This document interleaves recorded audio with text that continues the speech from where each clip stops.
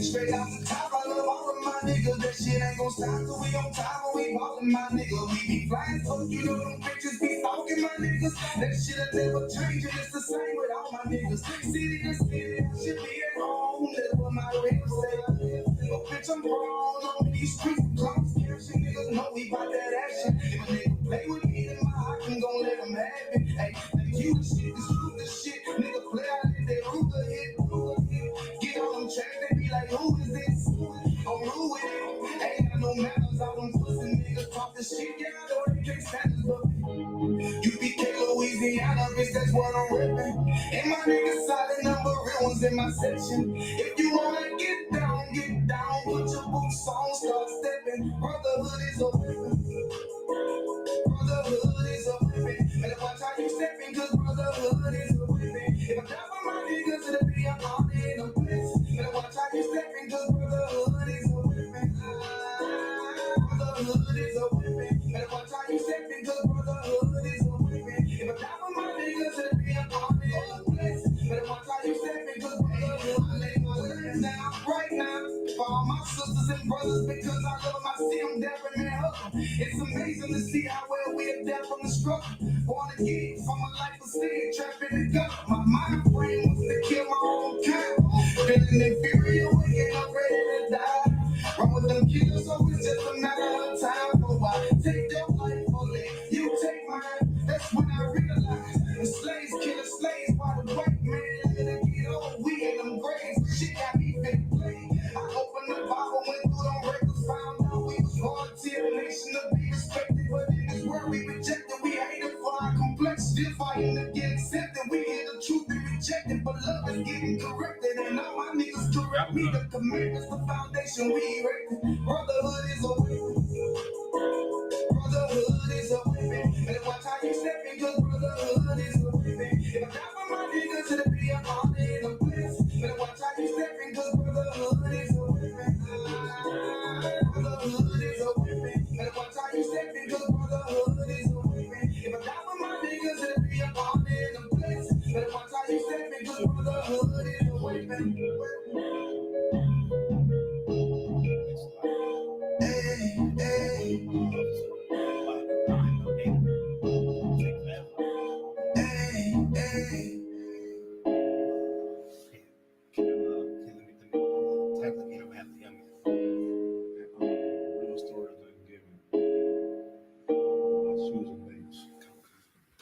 We're gonna play one more and then we're gonna get started, y'all.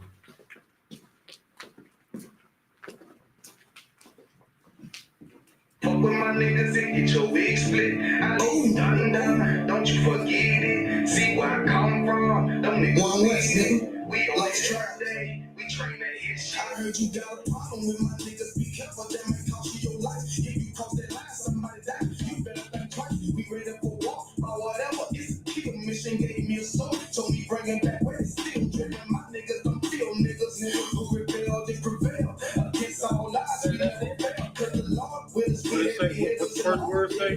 Unaffiliated, them boys ain't up to par with us. You ain't heard that, and you ain't heard that, nigga. And UPK is what we put in work. All this street politics shit, straight big shit, popping at the mouth. You gon' get this me. Wish a crack of wood, the only thing on my wish list. On my left hand, I would shoot that bitch until it click, click. Kept it too real in the streets, I was a misfit. Now I'm surrounded by niggas who standing on business. Yeah, I heard that people need a breakdown. Just stay the fuck out of the way. We about to take every city, every state while we taking it over. On my hip, a Glock 17, AK on my shoulder. to New York, all the way to the north. You keep them pussy boys, be looking for something. I thought I told you, we gon' walk it like we talking, yeah. Really bought it, yeah. Get that pink lemonade, Kool-Aid, that's your chance, nigga. Fuck with my niggas and get your wig split. I leave you done, don't you forget it. See where I come from, them niggas with it. We on it every day, we tryna hit shit. I'm trying to fuck with my niggas and get your wig split. I leave you done, don't you forget it. See where I come from, them niggas with it. We on it every day, we tryna hit shit. We just UPK till it's over, line up and race, take a over. This shit a dime, my brothers pulled up a show. So sweet, bitch. One way we set the standards, I'm up, hold that shit stand tall. Ain't no pony, can't drop my sword on some whole shit. What I did for the streets, I took them boys that fold it and sprinkle over everything. They turn they back on the cheek. Now that's behind me and believe me, people love it. I can see, stop believing everything these people putting on the TV. It's a dirty, dirty world that we live in. Drug dealing and killing, ghetto children with no feelings, but they fantasizing about a million. Ain't don't care if they kill their own kind, but again, it's in this risky business. Can lose your life before you leave it. Wish you would've listened, business showing out for these bitches, tripping on a murder mission. You can lose your life before you leave it. Wish you would've listened. 16 serving our life, sinners hoping for redemption. Now your life is in the hands of the one that hates you, and it's perpetual to let you know it's in their nature. That's why the death of my enemies is in my prayers. UPK, Louisiana, Dragon Slayer for the Savior from the stars. So you know I'm used to living hard. Never really gave a fuck about the stripes and stars. I believe in the Bible that I defeat the odds, but I don't believe in white Jesus. I serve a nigga God. Fuck with my niggas and get your wig split. I leave you done, don't you forget it. See where I come from, them niggas with it. We on it every day. We train that hit shit. All right, clap it up.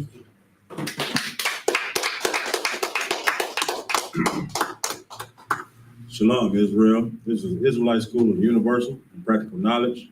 Started out at 1 West, 125th Street, Harlem, New York. And we are led by the amazing Commanding General YAHANNA. This is the I.S.U.P.K. Tuesday Brotherhood class. So, as everybody know, the nation is at a high right now due to this upcoming American holiday, which is Thanksgiving. And for, what we, people that we call the forefathers of this country, this is a great day in their history. You know what I'm saying? This celebration commemorates a time when they quote unquote discovered this land and came over and, and conquered. But the holiday has changed, pretty much to, a family event where, you're supposed to give thanks for whatever, and, hence the name Thanksgiving. But we're gonna get in all of that today. We're gonna show you the true history or the real story of Thanksgiving, man, and how it, it involves the abuse, sexual abuse, and the unaliving of the children of Israel. All right. First scripture I want to get is Ecclesiasticus chapter 12, verse 10. Our people, Blacks, Hispanics, and Native Indians, we blindly and we willingly celebrate this holiday, because we're part of American society now, so we take on some of the customs and events that they take, part in. And one thing that the Lord wants us to do is to separate ourselves and not indulge into their festivities and their culture. All right, because one thing for sure is that the children of Israel still have an enemy that is on this earth. All right, so we're gonna expose that, and plus we're gonna get into what Thanksgiving is. All right, you want to read that? Khan. This is the book of Ecclesiasticus, chapter 12, verse 10. Never trust thine enemy. Never trust who? Thine enemy. Your brother. Thine enemy. All right, go ahead. For like as iron rusteth, so is his wickedness. says, never trust thine enemy. Who is the enemy that the Bible is talking about? Not the enemy that you know that this person in this neighborhood would say, or you know, a carnal enemy, like as far as like what a man would think his enemy is. What does the Bible say about who is this enemy that he's talking about? Go ahead. It's like you're the ones that oppress the children of Israel. Right. The ones that oppressed us, the one that's had us in bondage, the ones that go to war with us every time, the ones that trodden over us every time we're in captivity, other nations. All right. So it says, never trust thine enemy. You got something? Go ahead. Kind of like the other one for me. So long story short, I guess I'll do this for the people watching this for future reference. Especially like since it's saying don't trust thy enemy. Some people will say like, especially in the world, oh, but he's nice and he's actually a good person and stuff like that. They might try to justify it, but basically deep down, regardless of situation, don't trust them no matter how or no matter what circumstances. Correct? Right. You know what I'm saying? When it says never trust thine enemy, it's talking about an entire nation. All right. So of course you're gonna run into some nice oppressors, you know, some nice people that's from other nations, nice heathens. But at the end of the day, they are still your enemy. Because why? We're gonna get to the rest of this scripture. All right, keep reading. Kanadawankan, verse 11. Though he humble himself. No. After never trust thine enemy. Slakia, this is the book of Ecclesiasticus, chapter 12, verse 10. Never trust thine enemy. Why? Keep going. For like as iron rusteth, so is his wickedness. Yeah, he's nice now. You know, he buy your tickets to the Texas football game, and y'all go, you know, to the baseball games, races, or I go to the bar, you buy your drink. Yeah, that's nice. That's a nice white guy right there. You know, but it says like this: iron rusteth, so is his wickedness. So yeah, you know, if you seen an old car or anything that's metal, like once it gets like a little speck of rust on it, in time that rust is gonna spread until the point that it's gonna eat the metal away. That's why if you ever seen like one of those old, like, you know, in today's time, like you seen something like a car that's like in the 1970s, 1980s, most likely it's gonna have some rust on it. Or it might have a hole in it, you know, due to the rust, because the rust has over time has eaten away the integrity of the metal to where it's like almost like a flesh-eating disease for metal. All right. So same way with our heathens. Yeah, they starting off nice now. They doing this and they doing that, but over time they're gonna grow more evil and evil towards you. All right, they're gonna subtly, you know what I'm saying, go against you. You know what I'm saying? Like our oppressors, man, they are like what we would call nasty or nice nasty. Like they say offensive things in a nice way. You know, they try to be as racist as possible. Like just think of the word you people. Like when you say, hey man, I like you people. You know, that's a nice but nasty way of saying that they're superior, you know, to any other person. I've always been good to you people. You people means, you know what I'm saying, like you are what they would call, you know, the N words or the S words, you know, things like that. But they're trying to clean it up in a nice way, but still be nasty with it. You know, what they would call politically correct. Like what's the politician name? like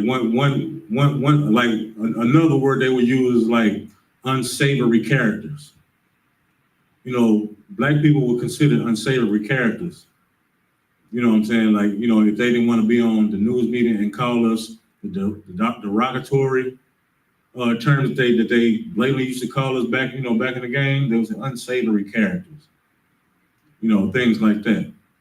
Like, so these people are, you know, they will grow, because at the end of the day, if it came between you and their people, guess who they're gonna pick? They're gonna pick their people. They're gonna ride with their nation and leave you hanging. Just think about like in sports. I know personally of somebody that lost their NBA. Well, I'm gonna say lost their NBA career, but they lost a job with a team that they was clearly better than the Edomite. We playing basketball now, so you know I think the best Edomite basketball player was Larry Bird. You know what I'm saying? So this person clearly wasn't Larry Bird. So he's going to going for a job the same as one of our brothers, but our brother ended up losing the job because the coach, what's his name? He's coached the Rockets. Coached the Knicks for a while too.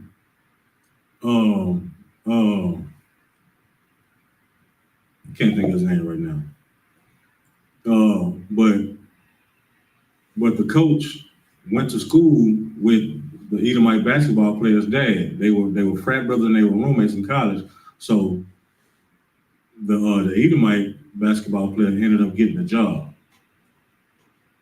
You know what I'm saying? Even though he's clearly the best player out of both, you know, the brother is clearly the best player out of both players, but that person, you know, I'm gonna give millions of dollars to my people versus giving it to this unsavory character. You know what I'm saying? They're gonna choose their people at the end of the day. You know, it's almost evident. You know, and we would do the same thing. At the end of the day, we're gonna choose ours, right? But we're not gonna do the type of things that they do to us, to them. All right. Drop that and give me Genesis chapter 48 and verse 19.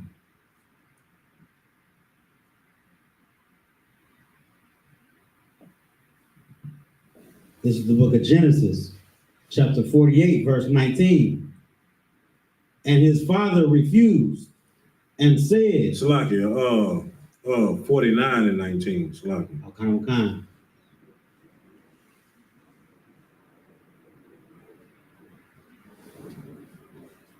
This is the book of Genesis, chapter 49, verse 19. Gad, a troop, shall overcome him, but he shall overcome at the last. Right. So Gad, a troop. So now we're talking about the native Indians. They are considered the tribe of Gad. All right.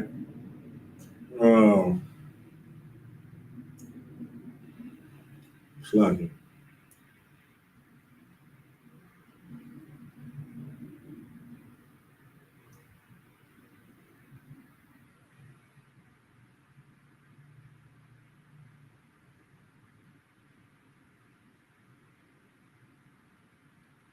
All right, read that again for me. This is the book of Genesis, chapter 49, verse 19. Gad, a troop shall overcome him, but he shall overcome at the last. All right, so Gad, you know, is a troop and a nation out of the children of Israel. Now, Gad is what we would so-called the Native Americans. All right. And so we know what happened with the Native Americans. You know what I'm saying? They disobeyed. Of course, all the sons, disobeyed the Lord. But this is talking about what's going to befall each of the tribes. It says, a troop, Gad, a troop shall overcome him. You know what I'm saying? So it's going to be an army that overcomes Gad. You know what I'm saying? And it says, but he shall overcome at the last. So right now, a troop or another nation has overcome Gad. You know what I'm saying? And that's where we get to, you know what I'm saying, the pilgrims discovering, this piece of land that we call America. All right. A troop overcame them, not by, not by, sheer force or, like with an army, but they came with a crafty strategy. Because when you look at the story or remember, what you was taught, that the pilgrims came over here, and Gadites met them, and it was like all friendly and, hey, how you doing? My name is John Smith and Saint Frank and all that stuff, and they go, you know what I'm saying? And they broke bread together. That's the story that's taught in America now. That he came over here. Christopher Columbus. He discovered America, and he came over here and saw people on the land, and they broke bread together, and they were friends, and they taught each other how to do certain things, and America was established. That's the vague part of the story explained.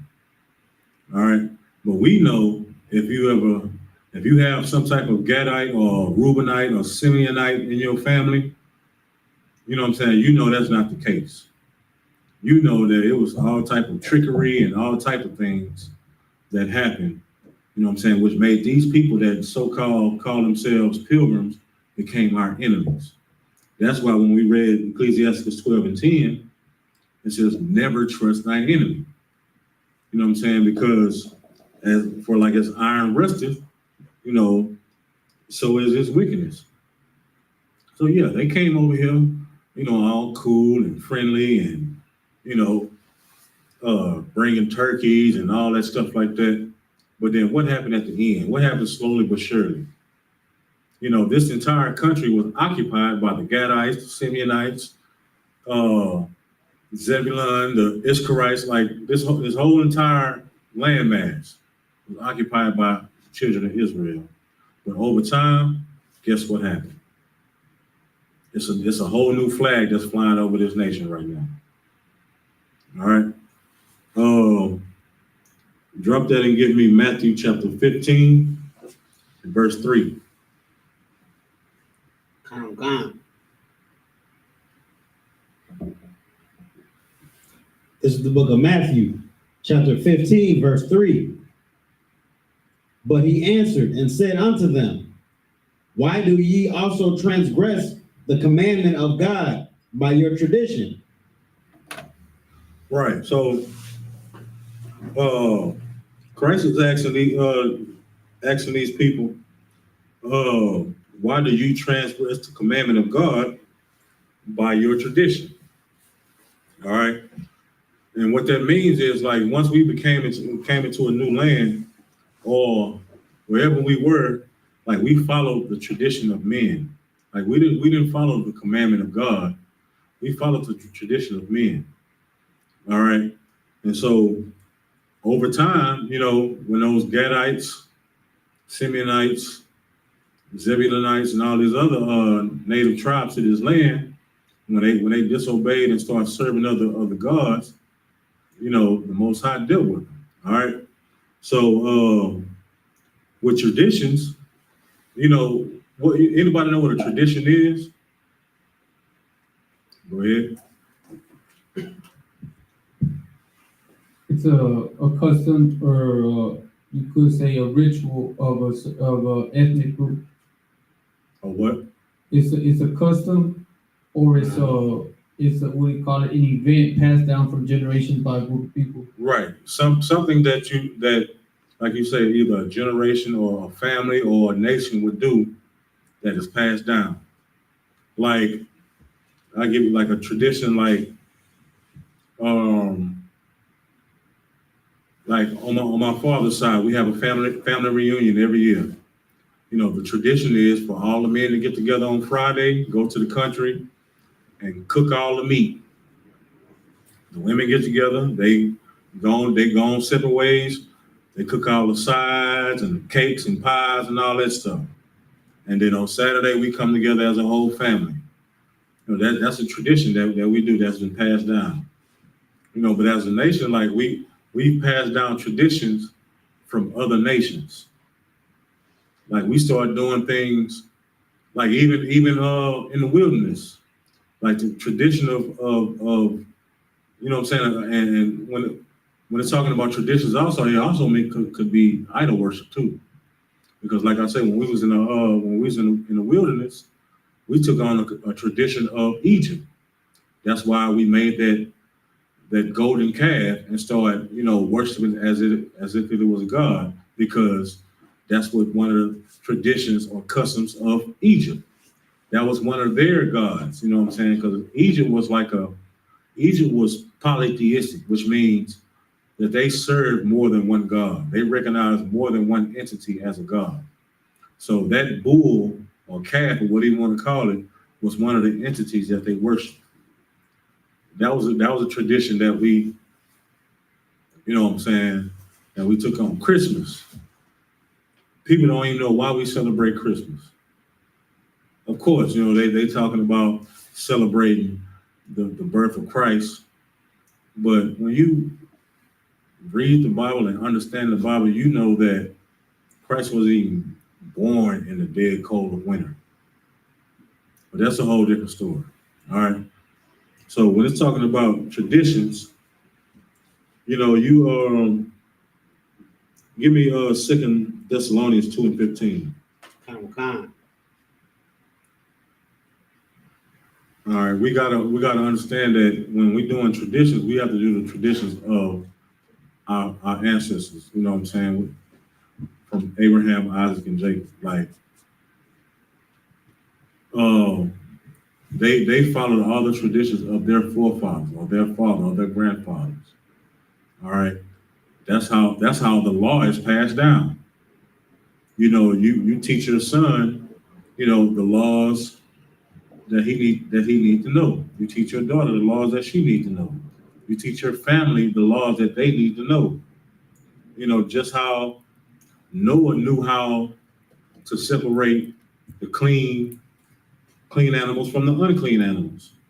You know what I'm saying? Anybody know how many clean and unclean animals? Like, because you know they teach you in church, in the Christian church, that they came 2 by 2. Like all the animals came 2 by 2. But when you read the scriptures, yeah, the unclean animals came 2 by 2, male and female. But the clean animals came by the sevens.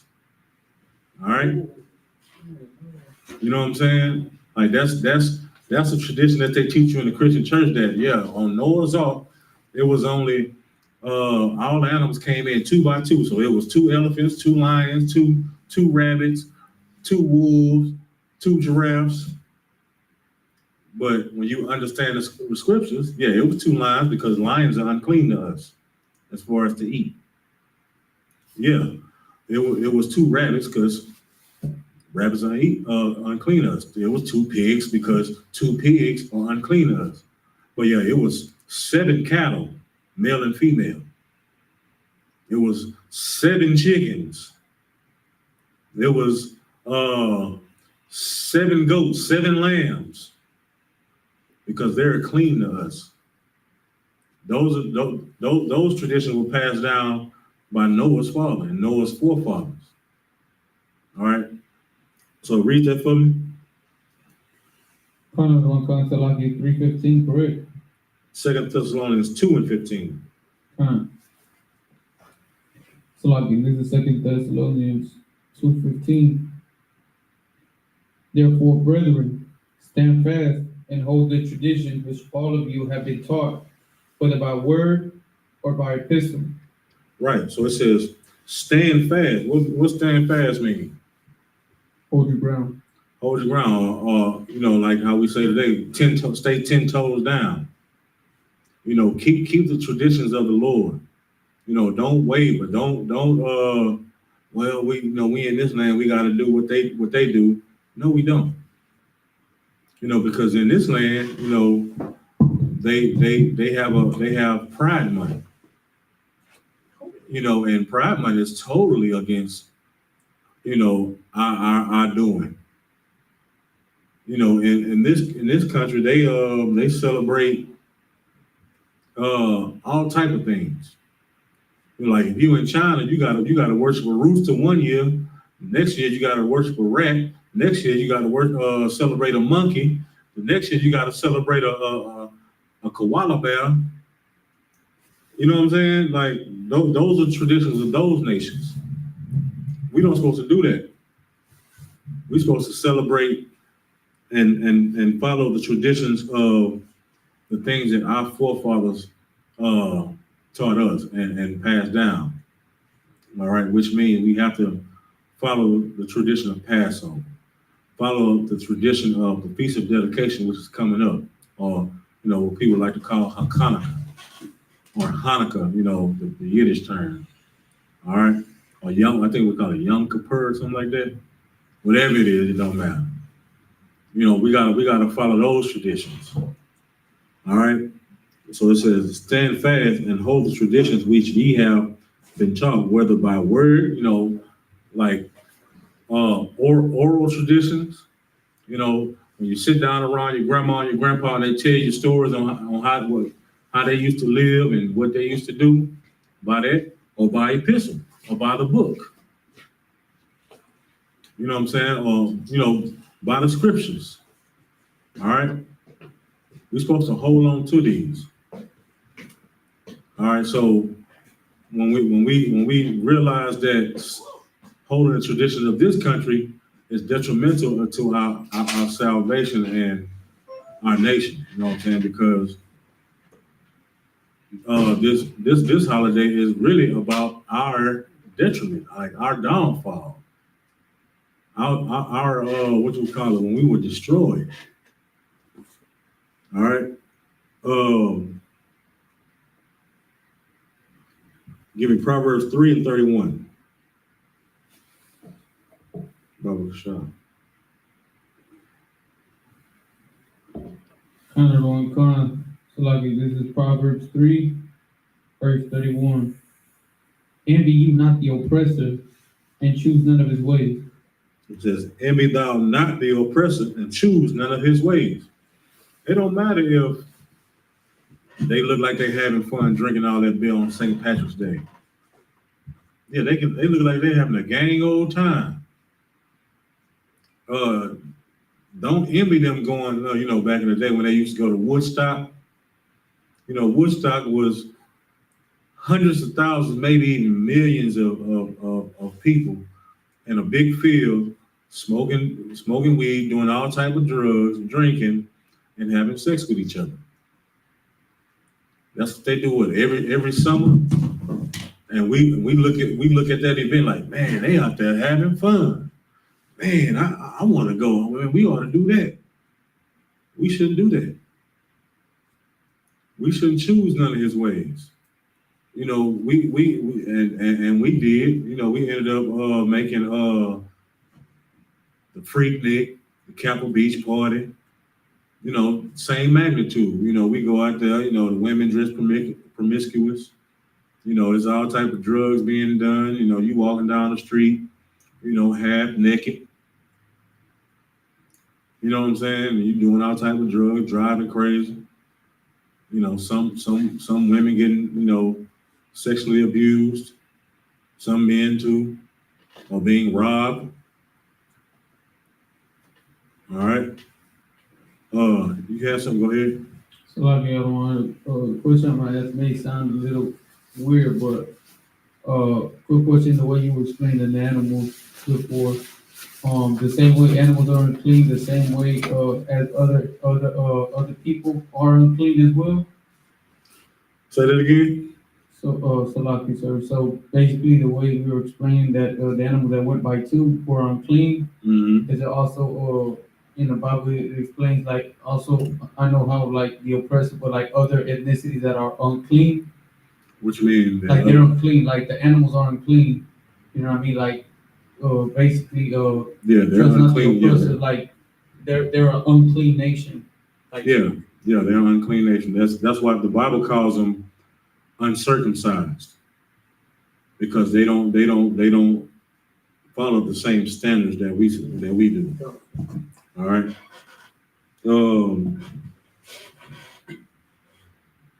Amos 5:21. Okay.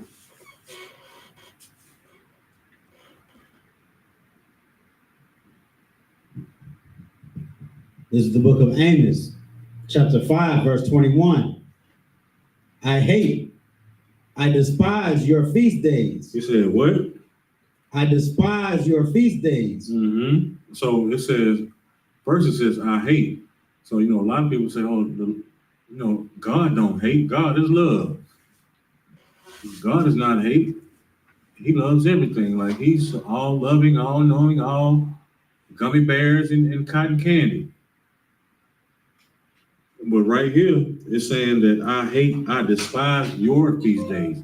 Not the feast days that are in Leviticus 23, your feast days. The feast days that you hold because you're following some other custom or some other tradition. Keep going. And I will not smell in your solemn assemblies. And say, and when he will not smell in your solemn assemblies. So when you gather around at the table for Thanksgiving, giving thanks, and you praying and giving thanks, God is not, the Most High is not there. If the whole family gather around that honey glazed ham and that butterball turkey, the Lord is not there. You know what I'm saying? And that was a tradition that we used to follow what they still follow in my family. The grocery stores are packed right now. Turkey stocks are going up. Cranberry stocks are going up right now. All because of this holiday that commemorates the unaliving and abuse of our people. And a lot of so I got you to say, and a lot of black people, claim that they got Indian in their family. Oh yeah, my grandma and my granddad, they was Cherokee, or they was Blackfoot Indian, or they was this and they was that. Look at my hair. I got good hair. That came from my daddy's side. They was Creek Indians. But then you go to the grocery store and buy the fattest turkey you can find. You know what I'm saying? And you your mama, your auntie, and your other auntie, they fighting over who make the best cornbread dressing. But you celebrating the big dismemberment. I gotta find a new word every time. Dismemberment of our nation, of our own ancestors. All right. Go ahead. What you had? So like I said, if I could, I just wanted to say it would be the children of Israel, because we were given a title as children because we act like kids, right? And we would do something as far as lean towards tradition of men instead of the commandments of God, like Christ said not to do, because when doing that, we're destructive to our own selves. Right. We're killing ourselves doing traditions of men when the commandments of God were there for us to grow and live and prosper.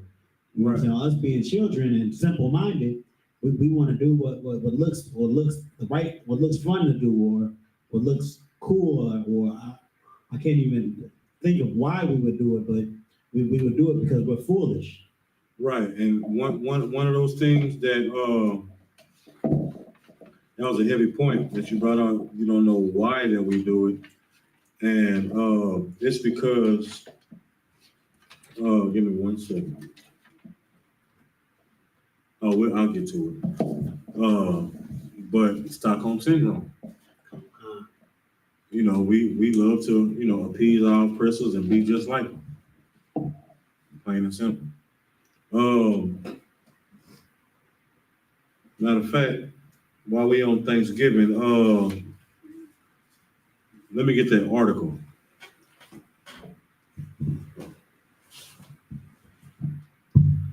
This article is titled "The Real Story of Thanksgiving," and this is by ILoveAncestry.com.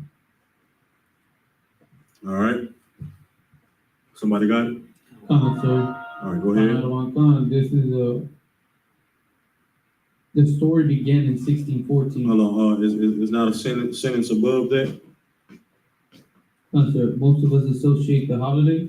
Come. So like most of us associate the holiday with happy pilgrims and Indians sitting down to a big feast, and that did happen. Right. So, you know, like I said earlier, you know, we associate this holiday with, you know, pilgrims and Indians happily joining together in a big feast. You know what I'm saying? And that's what they teach in school. You know, kids go, they cut out or they draw a color like turkeys and they make those Indian little headbands, and you know, it was just like a joyous thing. You know what I'm saying? You got something? You got something? All right, go ahead. Keep reading.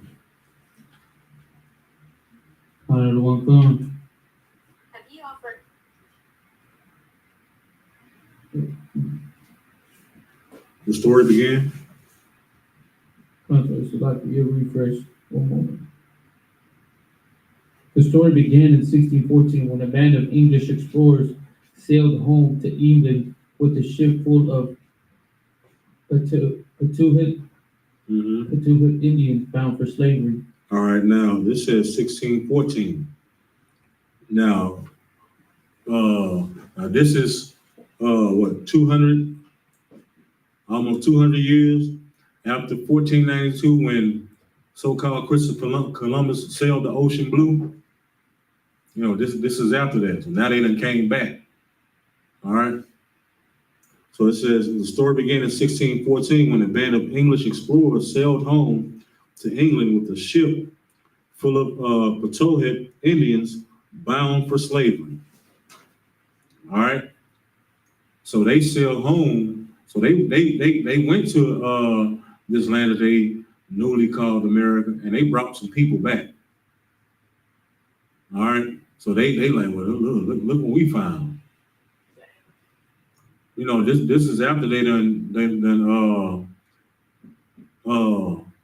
I guess sat down with them, whatever, and you know, being friends with them. Like when the rush spot started off this small, now they starting to gather them up and shipping them back to England. All right, give me Deuteronomy. Hold where you at? This Deuteronomy 28:68.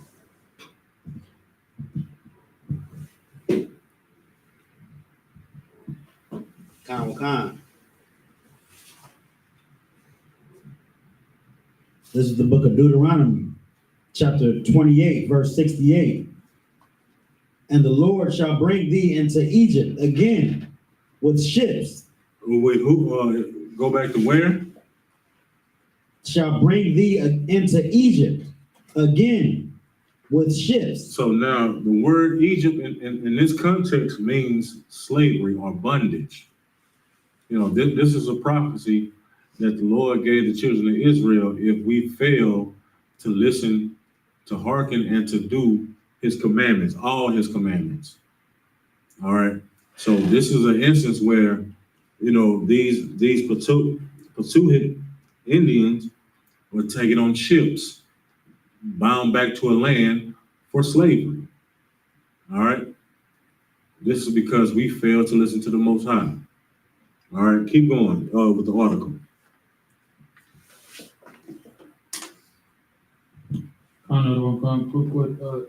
Quick question, sir. What verse was that, sir? That was Deuteronomy 28:68. And you know, people in this school, you know what I'm saying, brothers and sisters in this school, you know that Deuteronomy chapter 28 pretty much explains blacks, Hispanics, and Native Indians. entire chapter. So if you've never read Deuteronomy 28 before, read it, and you'll find out why we claim, or why we say, or why we can prove that we are the children of Israel. Because none of those things that happen in that chapter happen in any other nation. All right, go ahead. They left behind smallpox, which virtually wiped out those who had escaped. By the time the pilgrims... All right, hold on, though. We can't skip over that. They left behind what? Smallpox. So they left behind smallpox, which virtually wiped out those who had escaped. So the people that escaped and resisted them going to slavery, they left smallpox. So they infested smallpox into some blankets. You know what I'm saying? They brought blankets over there, you know, and so, you know, when it get cold, you know, instead of you know, because, you know, Native Indian, you know, they have to kill a wolf or a bear or something to make a coat or something out of, but they brought over some blankets to where, you know, they was already made, you know, made and everything, and they infested them with smallpox. So when you lay down and go to sleep and you put this blanket ring with smallpox on, it's getting into your system. Now you're sick and now you die slow.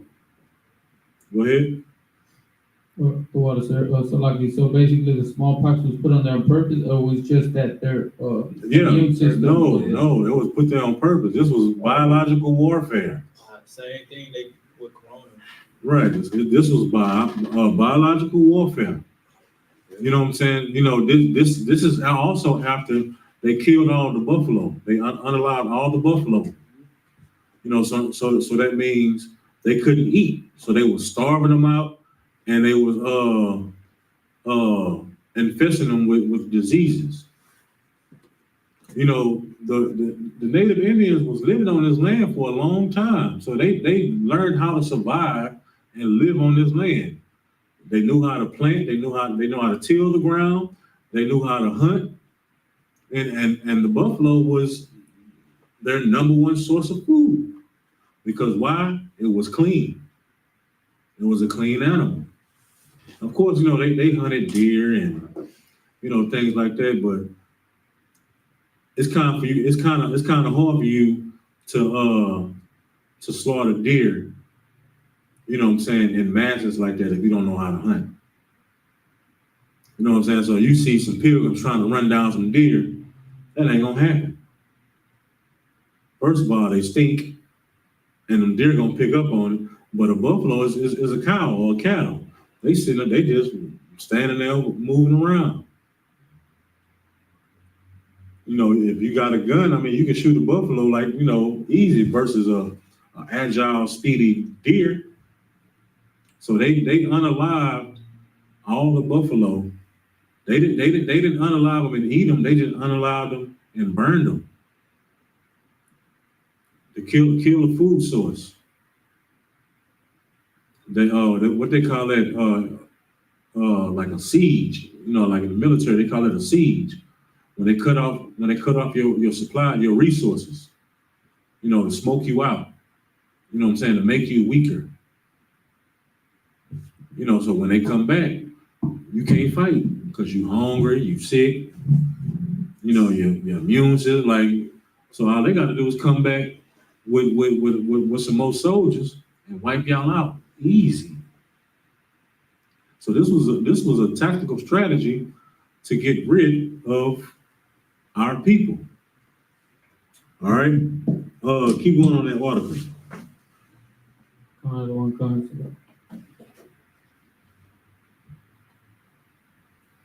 They left behind smallpox, which virtually wiped out those who had escaped. By the time the pilgrims arrived in Massachusetts Bay, 1620, they found only one living Catawba Indian, a man named Squanto, who had survived slavery in England and knew their language. Right. So after they wiped out his whole tribe, it was only one surviving person. And so, at this time, so he weak, he tired of fighting. He done lost his brothers. He done lost his family. He done lost his whole tribe. You You know what I'm saying? So he's destroyed. All right. And then so he knew how to speak the native language, and then he also knew how to speak the English language because he was over there in slavery. All right, keep going. And go ahead. He taught them to grow corn and to fish, and negotiated a peace treaty between the Pilgrims and the Wampanoag nation. At the end of the first year, in 1621, the Pilgrims held a great feast honoring Squanto and the Wampanoag. All right, so Squanto, like now, he done taught these pilgrims how to hunt, how to grow corn. So he's teaching them all the secrets. You know what I'm saying? That's Stockholm syndrome. Like you've been captive, for so long. They done wiped out anything that you ever known. So now you got to join them, and you join them to go against another Indian tribe. The Wampanoags. So now you teaching them to go against them. So now at the end of the first year, the Pilgrims held a great feast honoring Squanto and the Wampanoag. They starting off nice. That little spot of rust is small now. Yeah, we'll have a great feast for you. Appreciate you teaching us how to do this. You know what I'm saying? But keep going. Another one gone. But as word spread in England about the paradise to be found in the New World, religious zealots called Puritans began arriving by the boatload. Right. So, now word is spreading on how this new paradise or this new land they call America, like, oh man, it go down over there, man. Ain't no law. We don't have to follow the Queen's law, and the people over there, they real nice. They taught us how to do this. They taught us how to do that. So I can start my own business, growing corn. Well, I can do this. They taught me how to do that. They taught me how to do this. So I'm gonna take my mind and my business experience, and I'm gonna give me some of these slaves, and I'm gonna start me a cornfield. So I'm gonna sell corn. So now the Puritans, like what they call the religious people, or the holier than thou people. You know what I'm saying? Now they started coming by the boatloads. You know what I'm saying? Like they coming over there like, oh yeah, I gotta give me some of this. They started coming by the boatloads. Keep going.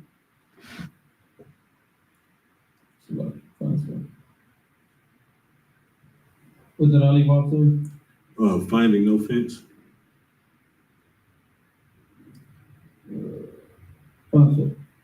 Finding no fences around the land, they considered it to be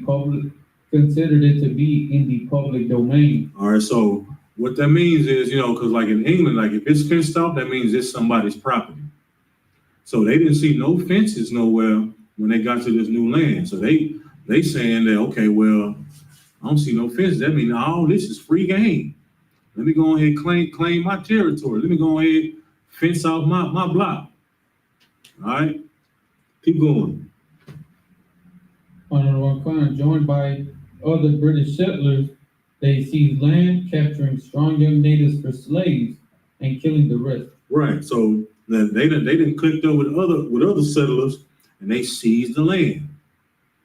They started killing off the buffaloes, and they capturing the young and killing off the rest. They don't want to keep the strong men. You know what I'm saying? Because eventually the strong men are they'll rebel. So I mean these are like ordinary people. These not soldiers. So an in shape Indian might overtake me and unalive me. So I'm not taking a chance. So we finna click up and just kill all the grown people. We're gonna keep the kids for slaves. All right. Like keep in mind, like this is tactical warfare against our people. All right?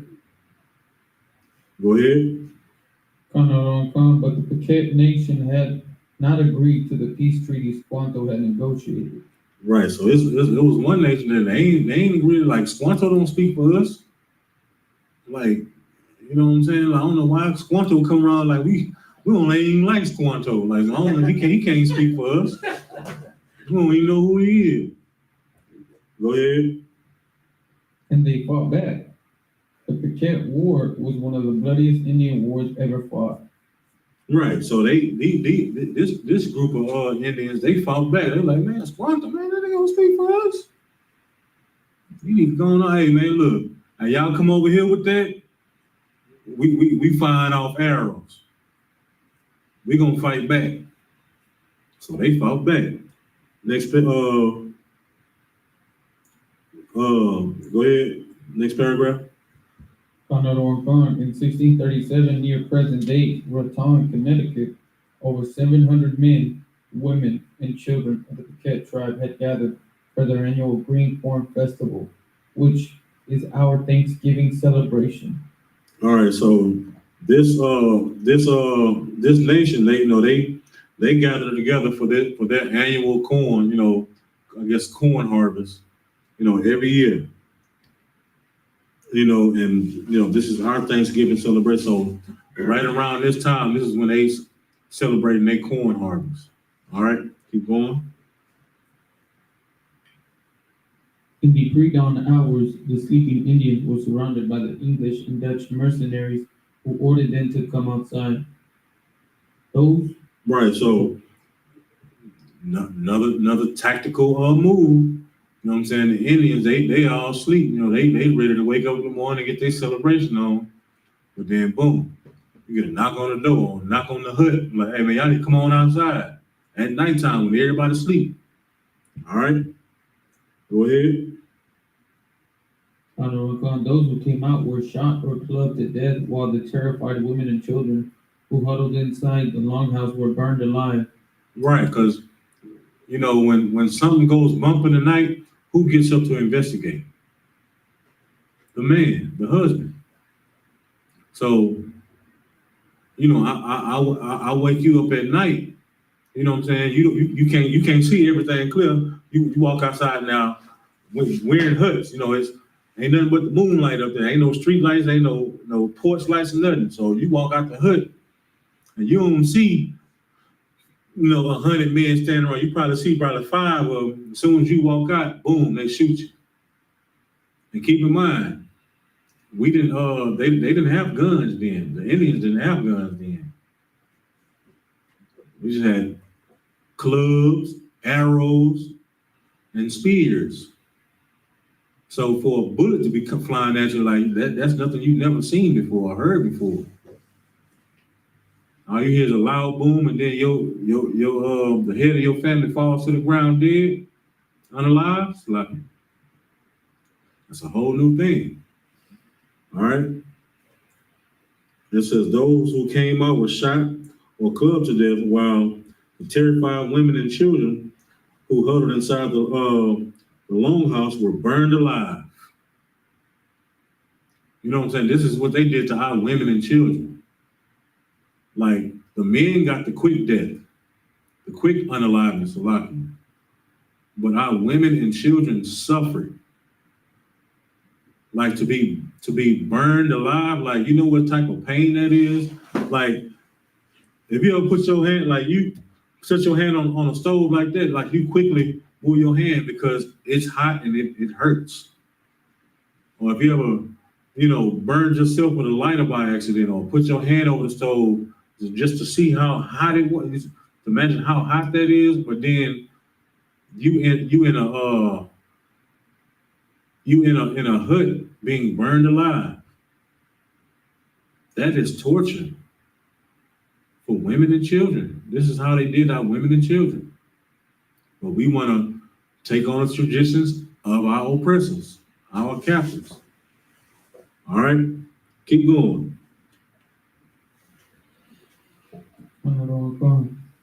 The next day, the governor of the Massachusetts Bay Colony declared a day of Thanksgiving because 700 unarmed men, women, and children had been murdered. So now they said it was a day of Thanksgiving because 700 unarmed. You know, a day of Thanksgiving. You know, thank y'all for this land. You know, 700 unarmed men. Now just take that to today. How many unarmed men are unalive in this nation today? A lot. It's lucky. Like, do we have to go through the list again? Like every class or any brother that teach in class or at camp, Trayvon Martin, Freddie Gray, Philando Castile. Like these are unarmed and not threatening men that were unalive. And then the women and children got it the worst. You got something like? Go ahead. That's a lot of I made, but I seen a video today, and there was this white woman that walked into the police station and started shooting at the window and stuff. And instead of the police killing her, they found a safe way to capture her. But if it would have been one of us, we would have been dead. I mean, unalive. Of course. And that's all the time because that's their people. They don't care about us. Like at one time, we were property to them. And, you know, their law says that you can do whatever you want to your property. Like even now, like if you want to burn something in your backyard, it's your property, don't burn it. If you want to take your PlayStation outside and run it over with a car, it's your property, go ahead. So we were property back then. We were slaves. Slaves were property. So you can do whatever you want to your property. Young then like. So like it's really not a question, just adding on to what you're saying. So long story short, it's funny, you know how the oppressor tries to manipulate everything else about words. So example, if like Hispanic, Native American, or another race does something like shoot up, they want to call it terrorists. But like I don't know if you remember, like a while back, there was a Edomite who shot up in Las Vegas, and anytime Edomite does something like that, they call him a shooter, not a terrorist. They call him a shooter. Right. But they try to make it sound less like oppressive, like oh they're a shooter or an armed man, but not a terrorist. Let it not be the other way, because they're gonna use every kind of word or title to demean us. Right, and what you said is here because like even when they show the pictures, you know, if it's a suspect picture, like when they show our press, when they show Edomite's picture, there's always a family picture when they smile and it's like a Christmas card or something like that. But with us, it's either a mug shot or some type of picture where we on Instagram with a gun like this here. There's always some type of negative depiction of who we are. Unsavory character. Yeah, unsavory character. Like Dylan Storm Roof, I think they posted a picture of him and you know, like the class picture, the school picture.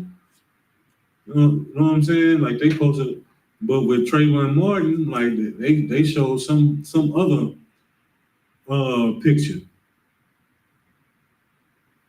All right. You had something? All right. Well, yeah, just like even like when we had them hurricanes and stuff, or when it floods, like when they show, like on the news, when they see black people like running into the stores, they call them looters.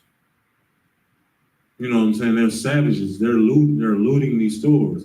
But when you went to the Edomite part of town, they were surviving. They were doing what it takes to survive. Same difference. All right. Keep going on the next paragraph. Comment on concert, cheered by their victory, the brave colonists and their Indian. Hold on, read that again. Cheered by their victory, Mm-hmm. the brave colonists and their Indian allies attacked village after village. All right, so it says, cheered by their victory after unaliving those 700 unarmed men. that calls for a celebration. That's why they said a day of Thanksgiving. So now the brave, you know, the home of the brave, you know, and their Indian allies, their friends, you know, the Stockholm syndromites. I just made that word up. You know, they attacked village after village. So after they were like, man, we just took out 700 men. Well, let's go and just take out the rest of them. All right, keep going. Women and children over 14 were sold into slavery while the rest were murdered. Right, women and children over 14, they were sold into slavery. And they was used as bed wenches and all type of things.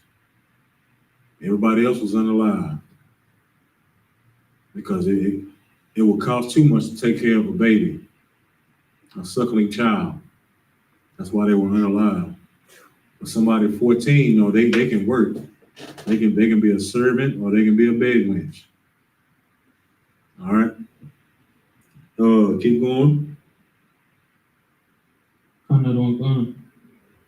Boats loaded with as many as 500 slaves regularly left the ports of New England. Regularly left the ports of New England. New England is that Boston, Massachusetts area. I think Boston and Connecticut or whatever, you know, that area, New England. You know, because that's where the English settlers posted up at. That's why it's called New England. Go ahead. So like you said, probably has to do it or not. So example, like in right now in the UK, is that why you have people that are that live in New England but they come out really, really dark? So they're basically the Native Americans that are in England that are basically English. You know what I'm talking about, sir? Are they considered blacks and Hispanics or black? So like you said, no, you know how it's saying the boatloads they will move from New England to England, correct? So is that right? Why you have people, some people in Europe that are not even like that are European, but they're not even like light skinned at all. That's right. Why? Well, yeah, we're scattered abroad. You know what I'm saying? Once we did so, like I said, we were scattered abroad, so we're everywhere on all continents. Like even China. You know what I'm saying? Like we're everywhere. Like in England now, like it's a heavy population of course Africans, Hamites, but it's a heavy population of Jamaicans, Benjamites in England. You know, and it's crazy how, you know, meeting somebody, you know, meeting an Israelite from England or the UK, and they talk just like, hello, mate. You know, like you'll meet them when you go to the Passover. Like you like sitting there talking to a brother that's from like, man, he talk just like them boys over there. When you look at him, he look like a brother from Chicago or a brother from Florida, or brother from Texas or something. But he said, hey, Mike, hey, brother. You know what I'm saying? And I'm tripping. I'm like, man, it's crazy. But we are scattered abroad, man. All right. Go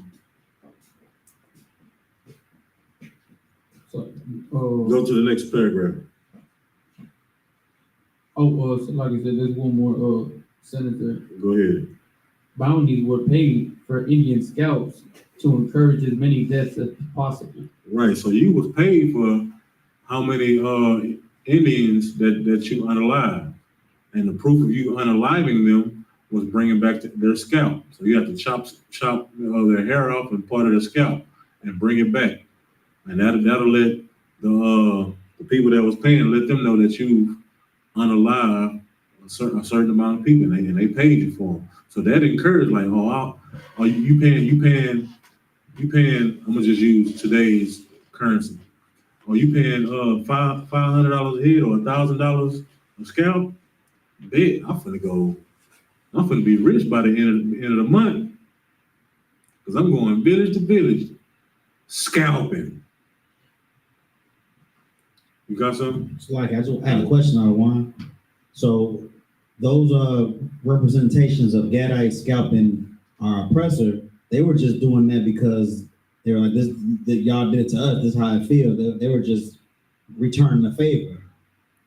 I can't answer that 100%, but I believe that like what some Indian tribes did scalp, you know what I'm saying, as a signature, you know what I'm saying?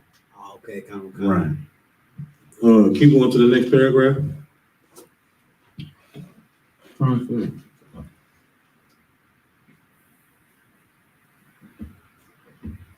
Following an especially successful raid against the Piquet in what is now Stamford, Connecticut, the churches announced the second day of Thanksgiving to celebrate victory over the heathen savages. During the feasting, they hacked off heads of natives who were kicked through the streets like soccer balls. Right. Keep going. Even the friendly Umpanoag did not escape the madness. Their chief was beheaded, and his head was impaled on a pole in Plymouth, Massachusetts. Right. So now that Russ, you know, it's a cancer now. It's starting to make whole because the one pummel wags, they were the ones that clicked up with the English people and started helping them hunt the other one. Now they're the enemy now. Now their chief was what did it say right there? Even the friendly one Punawak did not escape the madness. Their chief was beheaded and his head impaled on a pole in Plymouth, Massachusetts, where it remained on display for 24 years. So after probably after a year or 2 years, maybe 3 years, like in the open like that, it's straight skull. So they put the chief head on a pole, and they kicking the other people's heads down the street like they playing soccer. This is how they did us. This is what happens when we have Stockholm syndrome. This is what happens when you say, "Oh, these people, they not so bad." You know, Ned Flanders, he's a stand-up guy. He ain't holly doodly neighbor. But it's gonna come a time. If you ever seen The Simpsons, you know, Ned Flanders turn up. You know what I'm saying? You know, he's a holly doodly neighbor, you know, and you know, most of the time, but then when he gets turned up, he turn up. That's what's gonna happen, man. When you allow these people to be in your space and to cloud your judgment on who your enemy is. All right? Keep going.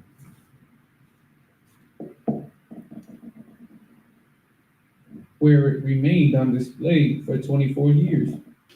The killings became more and more frenzied, with days of Thanksgiving feast being held after each successful massacre. So they was having a feast after every time they went and massacred a tribe or a nation. Like this became a normal, it's like a normal thing. Became a normal thing. All right, go ahead. George Washington finally suggested that only one day of Thanksgiving per year be set aside instead of celebrating each and every massacre.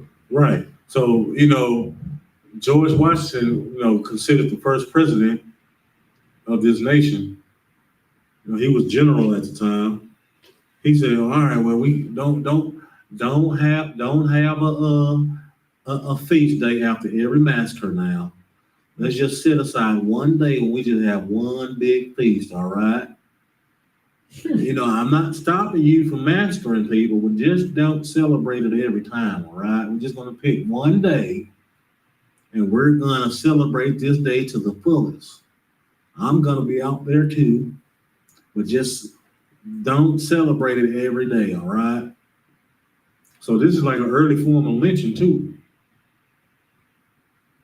All right, keep going.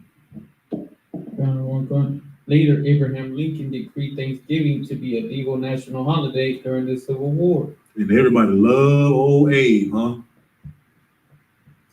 You know, he abolished slavery and but Never told a lie. but never told a lie. But he really didn't tell you the truth why he abolished slavery. He abolished slavery because it was a business move. You know what I'm saying? Like they didn't want to go to war with their own people to stop slavery. And then at that time, you know what I'm saying, the southern states was eating. The southerners was rich because they had all the free labor, you know what I'm saying, and all you know, no expenses. Just grow your cotton, grow your corn, and I got these slaves out here to do all the work for me. Go ahead. So like if I'm in, a lot of them sold their farms just to move up north and start their own business. Right. You know what I'm saying? They sold their farm up. You say they sold their farm up north? No, they sold their farm and moved up north. Right. You know, they sold their farm to move up north. You know, because after a while, you know what I'm saying, like when they abolished slavery, like, you know, it got kind of hard to, you know, maintain slaves because now you gotta, you know, kind of pay them. But that was what the whole Civil War was about. Slaves, to keep them or not. You know what I'm saying? Like I say, you know, like the southern states, you know, they were the rich ones because they had all the free labor. All right.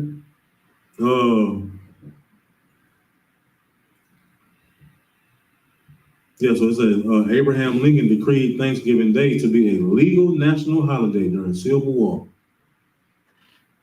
You know what I'm saying? He decreed this day, knowing what it was, what it was about. He made that day a national holiday. All right, keep going.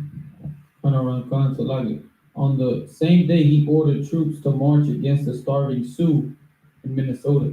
Right. So the same day that he made that a national holiday, he sent troops to the Sioux Indians. You know what I'm saying? That were starving because, like I say, they done unallowed all the buffalo. They done took over all of the food resources and probably took, you know, and they laid siege on the rivers where you couldn't even get water. Go ahead. So I'll give my man the same thing they did to us, they going to the Palestinians. Right. Same thing.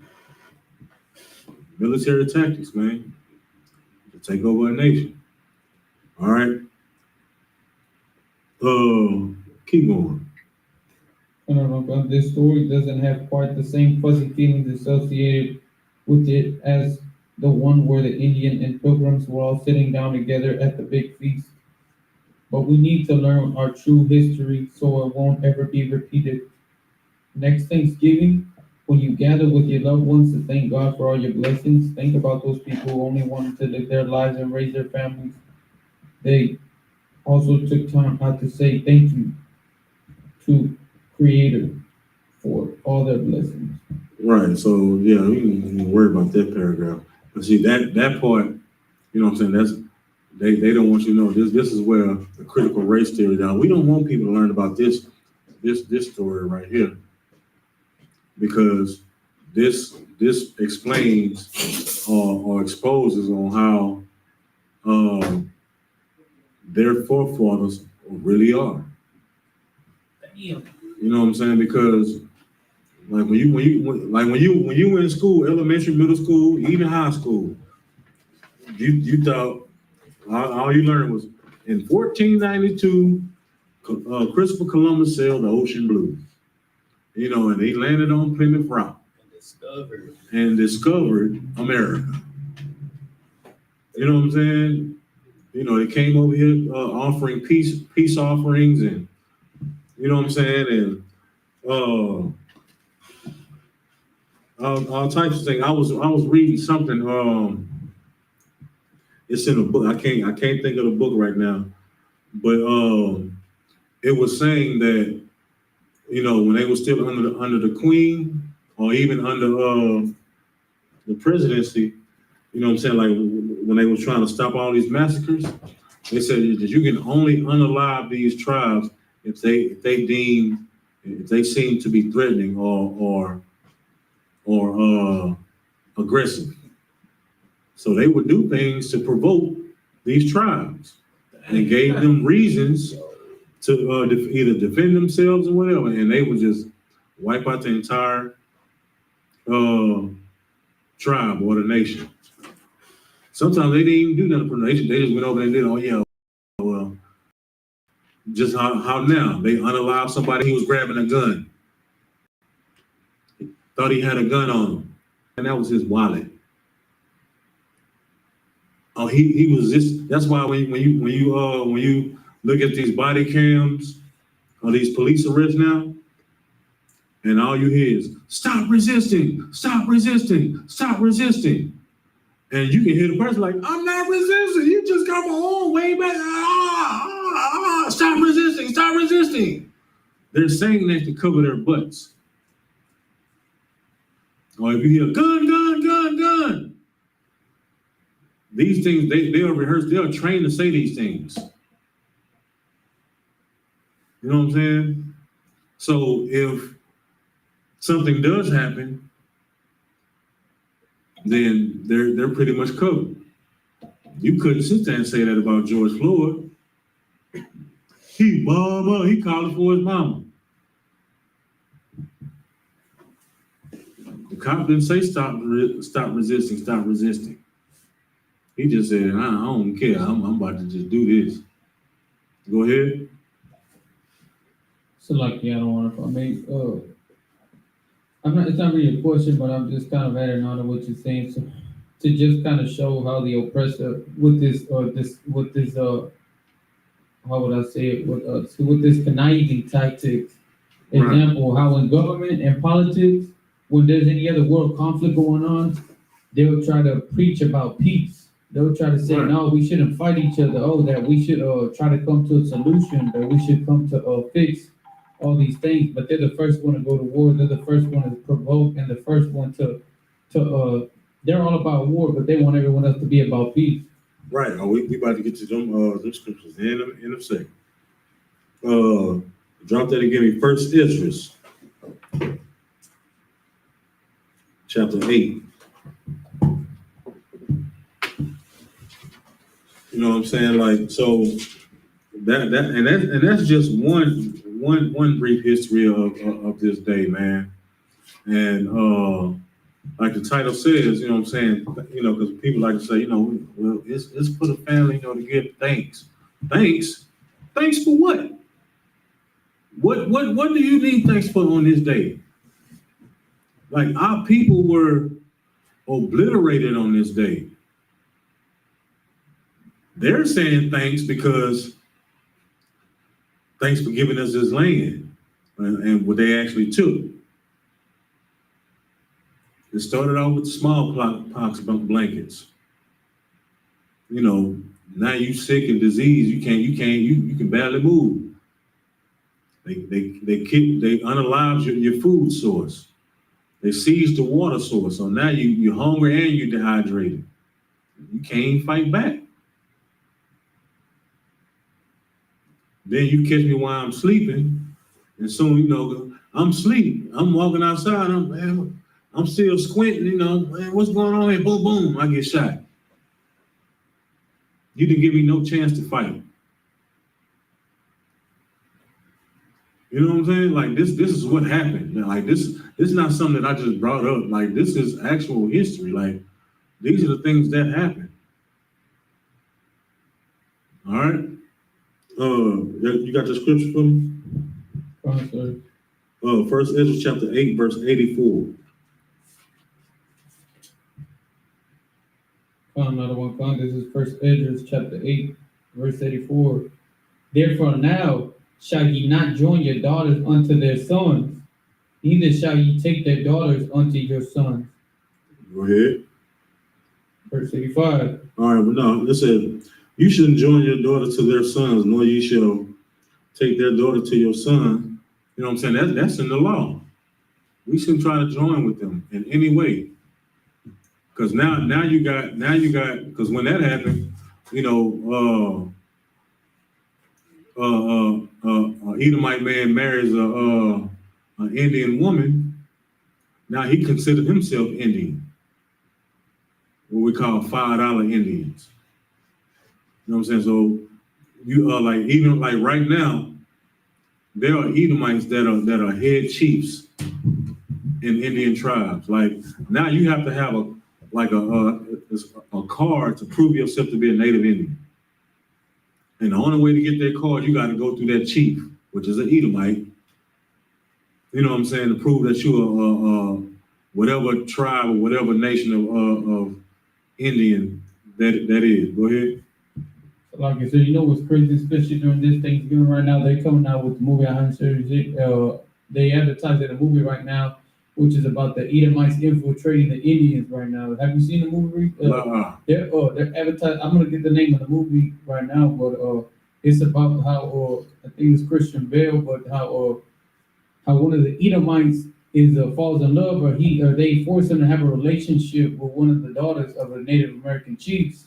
Right. So that they could and they how they're whole plotting to overtake them, and right. they put in there right now, right when Thanksgiving's coming around, right, to show their wickedness. Right, and that's crazy because you know marriage is a bond, like in family ties too. Like that's one of the reasons why marriage is so serious. Like even like in England now, like what's the Israelite sister that married the Joy Morgan? No, the Israelite sister that married the prince, Meghan Markle. You know what I'm saying? Like she's married to a member of the royal family. Well, I don't think they married no more because I think he got him one of his own people now. But the way she was treated and viewed by his family, you know what I'm saying? Like they didn't want, like you ain't get no inheritance, like you are under us. Like she wasn't treated royally like that. To an extent she was, of course, because she was his wife. But as far as with the family, nah. All right, like the other one. Go ahead. I got that movie I was talking about. It's called Killers of the Flower Moon. Killers of the Flower Moon. Killers of the Flower Moon. I'm gonna check that out. Okay. All right, go to verse 85.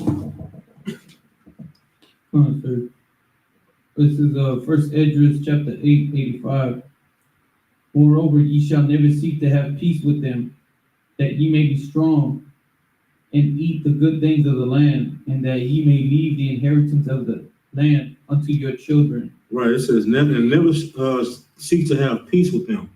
One thing that we do as Israelites, man, like we invite these other cultures into, I don't think like when a white man goes to a black club, he's welcome. He gets to try to do dances like us, and we go white, Mike, go white. We cheering them on. But let one of us go into one of they predominantly white clubs. Sure, the music stops, and everybody looking at you like, what the hell you doing here, boy? You know what I'm saying? Like the way they treat us, like we make them feel welcome in our nation, in our culture. Like we feel weird as hell, like when we go around them. Like we don't act like ourselves. You know what I'm saying? Like when a brother, a random brother, you can walk up to a random brother, like, hey man, what's up, bro? Oh yeah, man, what's going on? What's good? You know what I'm saying? We chilling, yeah. You doing all right? Oh, yeah, I'm good. You know, around them, we can't do that. How you doing, sir? You know, yes, sir. He's all type of sirs. You know what I'm saying? When you're talking to an old person. Oh, yes, sir. Yes, sir. Yes, sir. This. Yes. Like even the service they get at a fast food restaurant or any type of restaurant.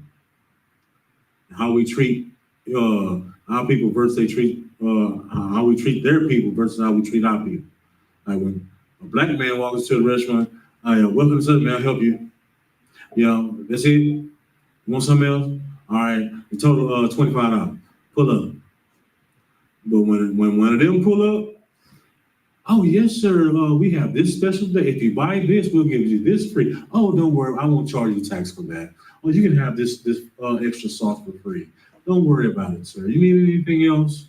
That's the type of they get Chick-fil-A service everywhere. You know what I'm saying? We get that late night Burger King when they ready to get off service anywhere we go. You know what I'm saying? Like when I mentioned Chick-fil-A, you know, Chick-fil-A got the best service almost. You know what I'm saying? Like you feel like, man, your pleasure to serve me for real. All right, I'm gonna start coming back to Chick-fil-A. You know what I'm saying? Give me a lemonade or something. You got something? If I could, like Go ahead. I was gonna say, sir, and you speak to a white person that don't be around black people like that, you can feel like the hatred. Yeah, of course. Like when they speak to you, it's never they're never vocal. That's it. Yo, That's it. that's great. You know, they might tilt their head or they'll do that little with their mouth. They do the little fake smiling. That's it. Nice answer. That's it. You know what I'm saying? And if they're around some people just like them, you're gonna feel totally like they're gonna talk about you in front of your face. You think he's a nice guy? Do you think this? Instead of asking you, what do you think he's around here for? And you can hear it. They talking about you in front of you. All right, keep on with that. What was that? Israel 85. Oh, on the slocking. That means you may be strong and eat good things of the land, that you may leave the inheritance of the land unto your children forevermore. That's why you shouldn't try to befriend these people, because eventually that iron gonna grow, then they're gonna end up taking your land from you. So now you have nothing to leave to your children. So now that's why we don't have black farms like that. That's why we don't have black businesses like that. Because for one, you know, they done blew up most of our black businesses. And then two, you know, we've been deboed out the rest of it. You know, we don't let, you know, investors or, you know, Edomite investors or whatever come in and they just take it legally. Even like the U.S. Patent Office. That's one of the greatest things against us, because we damn near invented everything that this country and this world operate on. But we don't own the rights to it. You know what I'm saying? Like we in here sitting in the air conditioner right now that a black man invented. Can't forget electricity, sir. But yeah, electricity too. The telephone. Alexander Graham Bell wasn't the first telephone person. Even when it comes to strong drink, Jack Daniels, we don't own the rights to none of that. Go ahead. So like you said, it's just oh yes, sir. You know how they say that I'm not sure if it's a precept, but you know how I was saying goes that everything that God creates, the devil tries to copy. So basically, you know how everything that the world creates and everything that we do, the Edomites of Esau tries to take credit for it. Anything we do, they might not have had nothing to do with it, but they claim to have created it. We are the salt of the earth. That's what the scripture says. You know what I'm saying? Like, we the ones that put life into this earth. Like when Edomites go out the club, they go to Latin clubs. Oh, They want to go, you know, salsa or merengue, do a salsa or merengue or what is it, bacana or something like that. Bachata, yeah. They want to do those dances. They want to listen to our music. Who is the greatest rapper in America? Eminem. Eminem. Not because we said, Yeah. because the population says it. One of their people says it, that he's the greatest rapper alive. You know what I'm saying? That's crazy. Trying to take over my culture. Like, everybody loves Mexican food. Everybody loves Chipotle. But guess who's the founder and the owner of Chipotle? McDonald's. Esau, some man from I think he's from Switzerland or something like that. Edomite. You know what I'm saying? Like Jorge Sanchez don't own Chipotle. Gustavo Mendez don't own Chipotle. Or Freebirds or none of these things. If you want original Mexican food or Honduran food or Salvadoran food, it's a couple taco trucks right down the street. They got the best best doggone tacos and burritos and quesadillas you can ever eat. All right? Drop that and give me Psalms 55 and 20.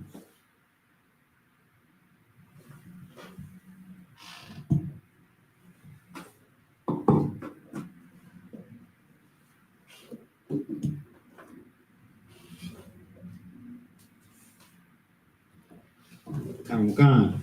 This is the book of Psalms, chapter 55, verse 20. He hath put forth his hands against such as be at peace with him. He hath broken his covenant.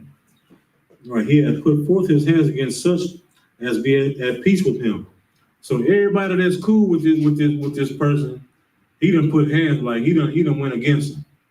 He done put hands forth for him. You know what I'm saying? Keep going. He had broken his covenant. You know what I'm saying? When those Indians, when those pilgrims came to this land, you know, they was making agreements or what they call treaties, you know, with the people. Or if you help me do this, you know, I'll do that for you. Or teach me how to do this and I'll do this for you.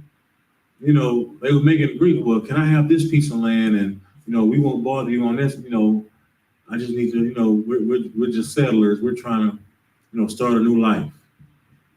And those were the agreements, you know, in the beginning. But then like it's iron rusted, eventually they got wiped out. Keep going. Come. Verse 21. The words of his mouth were smoother than butter.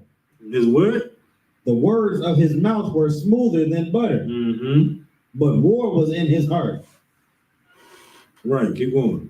His words were softer than oil, yet were they drawn swords. Right, man. Our oppressor, man, they got a crafty way of soothsaying or talking to you in a way to get you to do what they want. You know what I'm saying? They patronize you. They do anything like say for instance, like these commercials with, you know, when you got to pay 30 cents a day or something like that, you know, to feed a child. You know what I'm saying? Like just pay attention. Like if you only spend 30 cents a day, you know, to save a child, you know, and they got this little fly-ridden Hamite with a big stomach, you know, on camera with this soft, somber music playing in the background. Ooh, that's cool. You know, only 30 cents a day, you can help this child eat food every day or get some clothes on his back. And they don't take that money to Africa. They go in somebody's jet fuel budget. You know what I'm saying? Like, they like, here, take this turkey. You know, show us how to do this. Show us how to do corn. And we just eat it up. What is it up? They say that's less than your morning coffee. Yeah, you know what I'm saying? Like they got a tactical way of of doing things, man. Like to the point to where they got the black man out the house without even forcibly removing him now.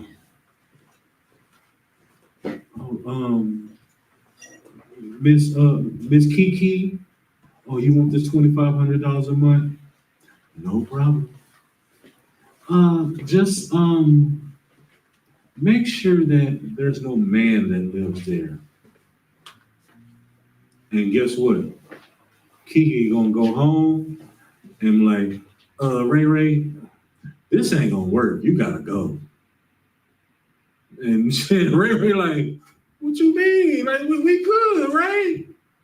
No, this ain't gonna work. You gotta go. I need my money. To the point to where our culture is, I'll get to that in a minute. Where we at? Oh yeah. So, but war is in their heart. You know, they like a snake. You know, a snake just slithers around. You know what I'm saying? He might rub up against you, crawl over you. You know what I'm saying? You'll never know when he's gonna bite you. That's how they are. They say all these sweet words, but in their mind, they're like, oh yeah, I'm gonna get you. They think of all these type of ways to get you to get your guard down so they can strike at any time, just like how they did those Indians when they were asleep. Hey, y'all going to sleep tight. We're gonna get all these brand new blankets so you can sleep warm and just go to sleep. And in the middle of the night, here come that snake striking. Boom. Same thing. All right. Matter of fact, I'm gonna show y'all because it's over. I believe it's over like 300 treaties that our oppressors, the Edomites, have made with the Indians. And how many do you think they broke? Almost all of them. Almost. They broke all of them. They broke all of them. Matter of fact, we're gonna start at that page 1, which says broken treaties with the Native American tribe. Now, the source of this, you know what I'm saying? Like, this is nothing like that we making up. The source of this is history.com, the History Channel. So this is proven and documented research. All right. This is a very reliable source of information. All right, go ahead. Khan concluded during the nearly 100-year period from the Revolutionary War to the aftermath of the Civil War, some 368 treaties would define the relationship between the United States and Native Americans for centuries to come. 368 treaties. That means agreement after agreement after agreement after agreement. All right, keep going. The treaties were based on the fundamental idea that each tribe was an independent nation. Right, go ahead. With their own right to self-determination and self-rule. But as white settlers began moving onto Native American lands, this idea came into conflict with the relentless pace of westward expansion, resulting in many broken promises on the part of the U.S. government. Right, that's heavy. Why? Because they done made a treaty. Okay, but y'all can have this part of the land. We're not going to infringe on y'all. We just want this part of the land, so we can start over as a country. Y'all can have all this. So when more people come over, they going further out. They don't care about the treaty that you made with America then. Hey, we need to get them out. And guess what?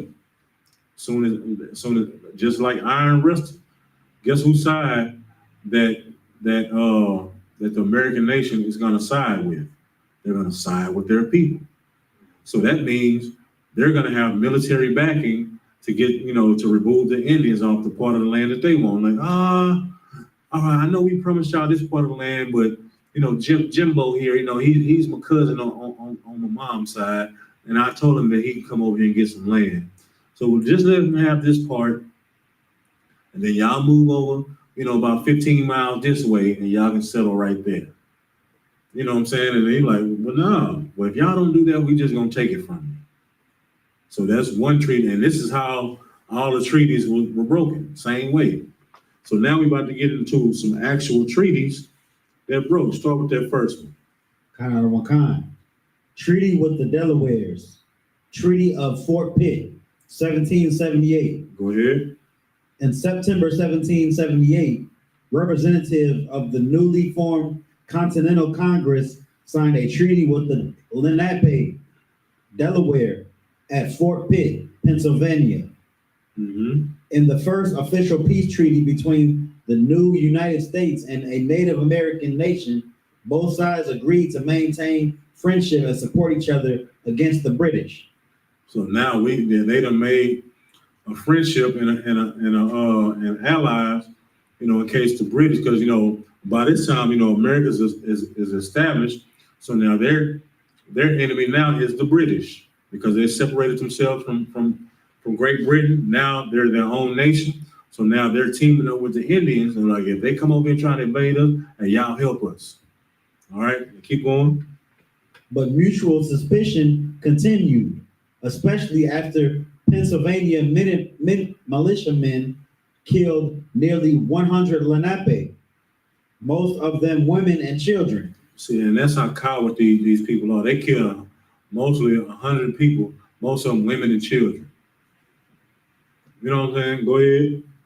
At the village of Ganadahutin in March 1782. Good job on that word, because I was looking at it like, ooh, wait. Go ahead. Mistakenly believing they were responsible for attacks against white settlers. After the American... Slide. We can't go past that.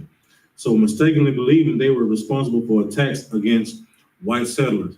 Now, they had a movie about something like this before. Where do you think that comes from? You ever seen the movie Rosewood? Same thing happened.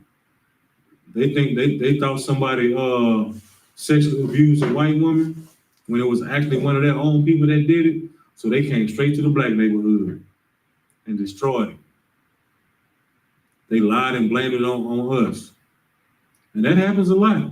There's a lot of athletes, a lot of military people that are in prison or dead right now or lynched, because they were lied on.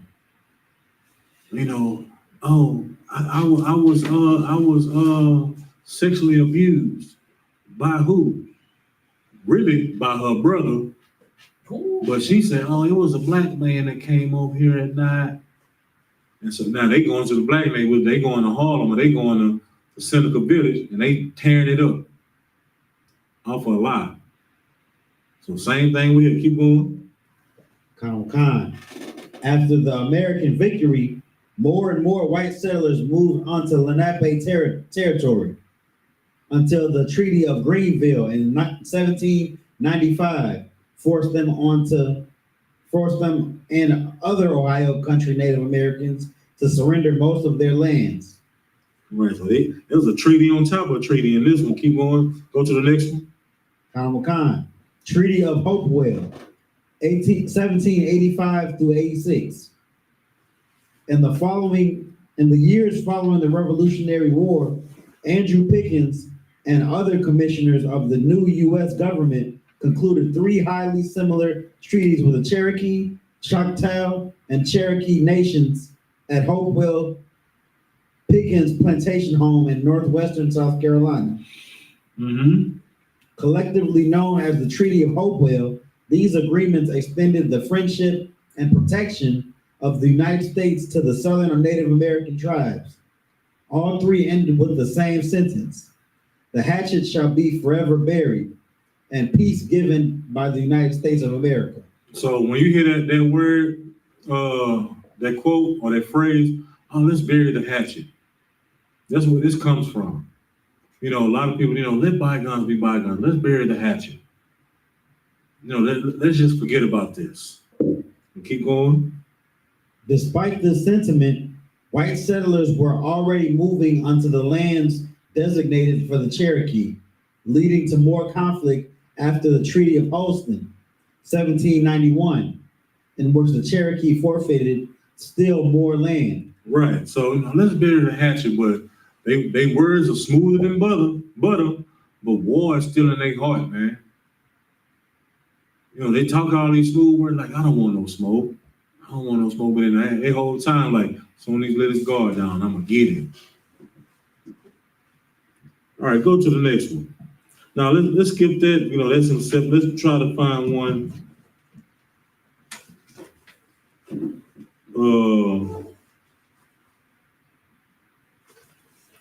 Go to the one for 1809. What kind? So that was the 1700s. Now we're in the 1800s. Treaty of Fort Wayne, 1809. A map of Native American secessions in the Northwest from 1789 to 1816. Territories land seceded under the Fort Wayne Treaty, C and K on the map, as well as Greenville Treaty, Vincent's Treaty, St. Louis Treaty, Fort Industry Treaty, Grossland Treaty, and the Detroit Treaty. A map of Native American cessions. No, so go down to the next paragraph. Wakan. And this treaty, negotiated by William Henry Harrison, the governor of Indiana Territory, with native tribes including the Delaware, Potawatomi, Excellent. Miami, and Eel River tribes. The United States acquired 2.5 million acres of land in what is now Michigan, Indiana, Illinois, and Ohio. Right. Go ahead. For the equivalent of about 2 cents per acre. So they like the territories before under the Fort Wayne Treaty, you know what I'm saying, was all Indian territory. But then they negotiated to buy this land, you know what I'm saying, in this treaty with the governor of the Indiana Territory. And it says that the United States acquired 2.5 million square acres of land, and that makes up four states. And they bought all this for 2.5 cents per acre.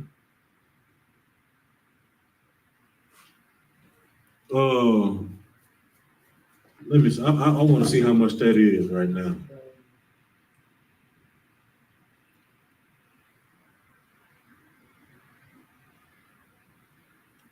Let me see. 2.5 cents. Oh, it's like 2.5 million cents.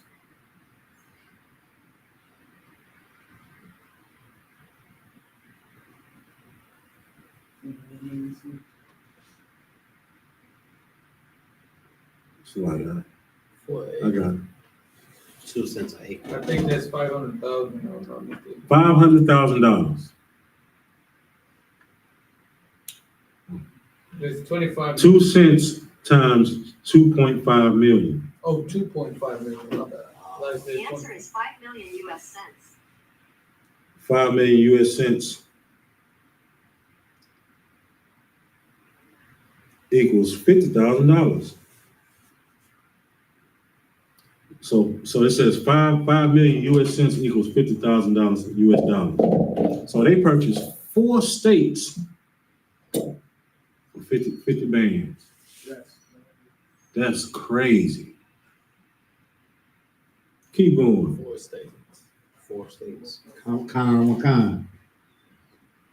Tecumseh and others argue that the treaty signers had no authority to sell the land and warned Americans not to settle there. Look, so somebody that didn't even own the land or had no power sold his land. So somebody just got a free 50 bands. Because you know, I paid my money. Hey, I'm getting my land. I don't care who I sold. I gave him the money. I don't care if you own it or not. I paid my money. I can get my land. So they fighting for it. All right, keep going. In 1811, Harrison led an attack on a Native American camp on the Tippecanoe River, beginning a new U.S. native conflict that would last through the War of 1812. After Tecumseh's death in battle in 1813, his Confederacy dissolved along with his dream of Native American independence. Right. So he done went to war and everything, man. But 4 states, that's a lot of land, man. That's a lot of area, bro. All right, I'm gonna get one more.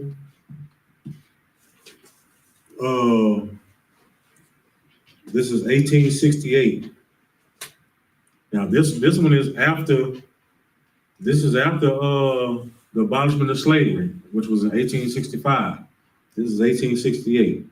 Go ahead. Fort Laramie Treaty, 1868.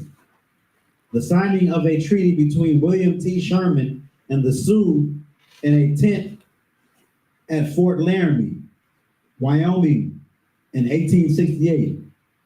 And this treaty signed at Fort Laramie and other military posts in what is now Wyoming, the U.S. government recognized the Black Hills of Dakota as the Great Sioux Reservation, the exclusive territory of the Sioux, Dakota, Lakota, and Nakota, and Arapaho people. But after gold was discovered in the Black Hills, miners and settlers began moving onto the land en masse.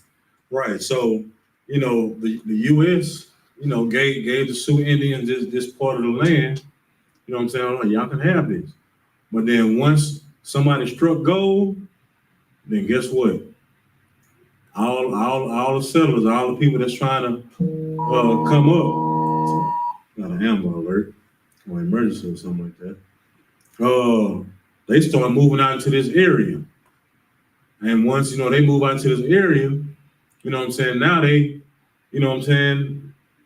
The United States gonna back their people again. So they moving them out. Either through another treaty or by force. We'll keep going. Native resistance to the treaty's violation culminated in the Battle of the Little Bighorn in 1876, after which government troops flooded the region.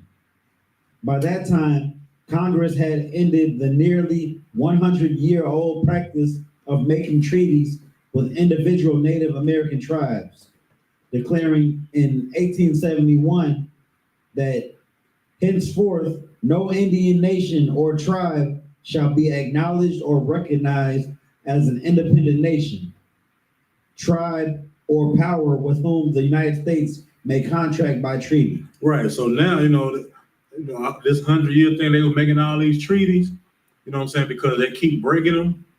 You know what I'm saying? Because, every time one of my cousins or something that come from England or Great Britain come over here, I'm gonna look out for them. I'm gonna get them a place to, you know what I'm saying, set up. So, and y'all keep resisting, so we keep fighting. So guess what? We not doing no more treaties. We just gonna take it. All right. Like no Indian, like y'all not even recognized as a people no more. All right. And we won't have no treaties which like now. We don't negotiate with terrorists. So now that's what the Indian people are now. We're not gonna negotiate with y'all. We just gonna take what we want. All right, keep going. In 1980, the Supreme Court ruled that the Black Hills were illegally confiscated and awarded the Sioux more than $100 million in reparations. Right. You know what I'm saying? So and it's just a few treaties, man, that were made and broken by these people, man. And that's why, the Most High said, never trust thy enemy. Like, these are our enemies, man. No matter if you find the nicest Edomite in the world, He is still your enemy at the end of the day. I don't care if he buy you Houston Astros tickets, or he paid for you to go see LeBron play, or you been on his yacht. He let you borrow the Ferrari. Don't matter, because at the end of the day, he gonna choose his people. All right. Now give me Ecclesiasticus chapter 12, verse 16. Con. What time is it? Oh yeah, it's time to go. Yeah, we just gonna do one or two more, and then we can wrap it up. Because go ahead. Con. This is the book of Ecclesiasticus, chapter 12, verse 16. An enemy speaketh sweetly with his lips, but in his heart he imagineth how to throw thee into a pit. Right, an enemy speaking sweetly with his lips. No, he's gonna tell you all these sweet things for you to lower your guard. You know what I'm saying? But at the whole time, he's thinking how to throw you in a pit, how to get you. You know what I'm saying? And more than just like how they speak to you, but then they trying to figure out how to take your land. They taking crafty counsel. You know what I'm saying? Okay, well I can mess his name up, so I'm gonna lie on him and put him in jail. But when I put him in jail, his name is in the system. When he gets out of jail, now he can't get a decent job to take care of his family, and that's when I'm gonna offer his wife at $2,500 a month, and she's gonna take it and put him out. And years of doing stuff like that, now the black family is not even strong anymore. The black man is destroyed. The Hispanic man is destroyed. I'm giving power to his woman over him. He's not the head of the household no more. That's why you got, you know what I'm saying, they teach and allow this the way they perceive us as artists. You know what I'm saying? Like the Amalekites are over the entertainment business. So the narrative that they push about black men and black women, Hispanic men and Hispanic women, is derogatory. All the rappers are gangsters, murderers, thieves. All the women are whores, promiscuous. You know what I'm saying? Independent. Don't need no man for nothing. But Katy Perry ain't singing about stuff like that. Taylor Swift ain't singing about nothing like that. You know what I'm saying? Like it takes, Will Smith and Denzel Washington do a stellar performance to get a Academy Award. But some of these white actors, man, they do a piss poor job at acting, and they get Oscars and Emmy Awards and stuff like that. You know what I'm saying? Like these not our people. We shouldn't take on their customs like that, man. Because war is in their heart. They're trying to throw us in a pit. You know what I'm saying? Keep going. Con. He will weep with his eyes, but if he finds opportunity, he will not be satisfied with blood. Yeah, he gonna weep with his eyes. You know what I'm saying? He gonna seem all docile and oh man, you're doing all right, brother. You need anything? And like, he's gonna do that, but he's waiting on that opportunity to strike, letting your guard down to strike. And when he strikes, he says he's not gonna be satisfied with blood. You know what I'm saying? He wants to take everything from you. He wants you to watch. He wants you to watch your family get destroyed. You know what I'm saying? He wants you to watch. You know what I'm saying? Like everything just go down the drain. Then he takes you out. He don't just want to unalive you. He want to take everything from you. You know how like if you ever watch a cat play with a bug before he unalives it, you know, like the cat we have in here, you know, I seen it, I don't know, was it a grasshopper or something one day, like she plucked the legs off first, threw it down the floor, across the floor, ran, chased it down, stomped on it, pulled another leg off, and the grasshopper's still alive. And then it was at the perfect time when she didn't feel like messing with it no more, then she unalived it. They want to take everything from us, man. They're not satisfied with just unaliving us. That's why it's no problem from them, you know, unaliving us in the streets. That's why the 3 strikes rule is for us. They wanna keep us down. They wanna destroy us down to a pulp. Like in these Indian reservations. If you ever looked at some of those pictures, some of those videos, man, like the entire reservation are drunks. They drink themselves to death. It's maybe, if it's 50 people on that reservation, it's probably about 4 or 5 of them that's sober enough to go to work and make a living for themselves. Because they're destroyed. They've been bamboozled throughout their generational history. They believed our enemy 368 times. They believed them. And 368 times they got stabbed in the back. So guess what? What you think they're gonna do? They sitting on their reservation moping, just laying in the middle of the street, don't care if they get ran over by a car with a beer bottle in their hand, ready to die. That's why, thanks for what? Thanks for being destroyed. Thanks for being unalive. Thanks for being robbed. You can keep your thanks. There's not no Thanksgiving for Israelites. We have nothing to give thanks for. But it's gonna come a time when we're gonna get our get back. Because the scriptures say, happy shall he be. I'm just paraphrasing, happy shall he be when we take their little ones and dash their heads against a stone. Because that's what happened to us. You know, the conquistadors, like it's a book. I can't find a title right now, but it's a book showing with pictures that, you know, the conquistadors, you know what I'm saying, they were actually taking our babies and swinging around their head and bashing their heads on rocks.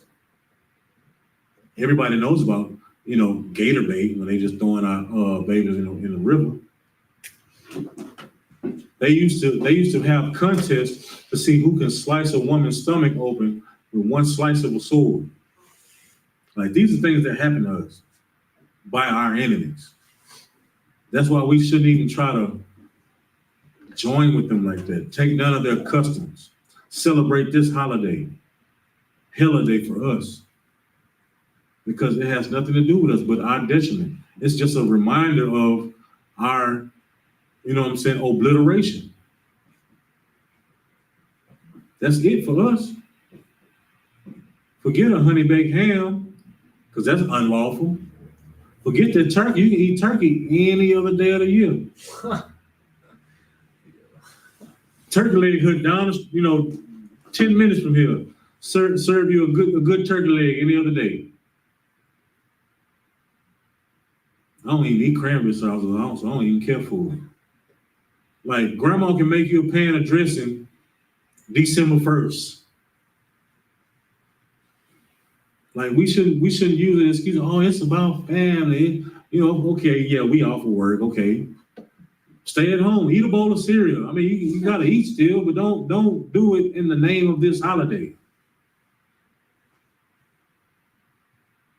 You know what I'm saying? Like, especially like when you're in the truth, like, you know, of course your family gonna turn against you, you know what I'm saying, when you're in the truth. Well, you don't want to come around the family no more. You know, it's our tradition. We sit down and we eat, and we watch the Cowboys play, we watch this, and we play Uno. Yeah, okay, we can do it tomorrow, Mama. I'll catch y'all next week. Why can't we do it on November 1st? Why can't we do it on one of these other days? Just take off. You got time. You take off to go on a cruise. You take off to do this and do that. You call in sick because you just really don't want to go to work one day. Call off sick one day and let's all just get together on a random day. If it's all about the family or family love and getting together. But not on this day. Not when you say granddaddy was a Cherokee Indian. No, I'm not doing it. Because you helping celebrate and rubbing death in the face of our own ancestors, man, the children of God, man. All right, I'm done with that, man. With that, pay your tithes to the men of the Lord. You know what I'm saying? ISUPK.com. If you're in Houston or you're traveling to Houston this weekend, man, y'all be careful, be safe. We have a cookout this weekend, the I.S.U.P.K. Down South Cookout, man. Y'all definitely come through. We got events starting Thursday, man. We're gonna have Cross the Line down here. We're gonna be cooking. You know what I'm saying? Not in the name of that day. But we got Cross the Line down here. Then Friday, then we got the nightlife. Friday we got we're gonna slaughter our animals that we're gonna have for the cookout. You know what I'm saying? And we're gonna have, we always going out. You know what I'm saying? We're gonna have game night. Then Saturday we got a lecture by Commanding General YAHANNA. Everybody ought to come out and support that, man, and actually learn something. You know what I'm saying? During the lecture we're gonna have a brunch. That brunch is gonna be real heavy, man. It's gonna be good, man. We're gonna have to choose sides, man. You're gonna have to choose sides because we're gonna have fish and grits. You know what I'm saying? So are you a salt and pepper and grits in your grits, or are you butter and sugar in your grits? So you got to pick sides. We're gonna have both of them, man. We're gonna have chicken and waffles. You know what I'm saying? We Sunday is the main cookout. You come out 7701 Belford Avenue, suite number 8. You know what I'm saying? Houston, Texas 77061. You know what I'm saying? If you want to donate, you can still go to that GoFundMe and just type in I.S.U.P.K. Down South Cookout, and you can donate $1, $5, $10, $100, whatever your heart's desire. You know what I'm saying? But you can definitely come get you a plate, man. You know what I'm saying? Come enjoy some of this Jamaican food, this Haitian food, this Mexican food. I don't know if everybody had birria taco before. That's that taco that you dip in the red sauce. Hey, look here. I'm telling you, it's going down. All right. Of course, we're gonna have some Judah food. We're gonna have that barbecue, man. All right. So with that, I'm gonna pass the class over to Priest and Officer Yakubad for the security announcement.